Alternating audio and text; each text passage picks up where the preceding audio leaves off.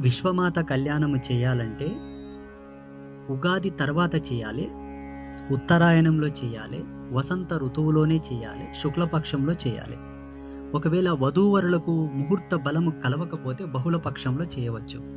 గతంలో చేసినటువంటి 5 కళ్యాణ మహోత్సవాలన్నీ కూడా శుక్లపక్షంలో చేశాం. ఈ రేణుకా ఎల్లమ్మకు ముహూర్తం కలవకపోతే బహుళపక్షంలో పెట్టాల్సి వచ్చింది. ఇప్పుడు మనది బహుళపక్షం వచ్చేసింది. ఇలా ఉత్తరాయణ పుణ్యకాలంలో చేయాలి, దక్షిణాయనంలో చేయకూడదు. వసంత ఋతువులోనే చేయాలి, ఎందుకంటే ఆ ఋతువు రారాజు. వసంత ఋతువు చాలా గొప్పగా ఉంటుంది ప్రకృతి. శుక్లపక్షంలో చేయాలి, వీలుబడని పక్షాన బహుళపక్షంలోనే చేయవచ్చు.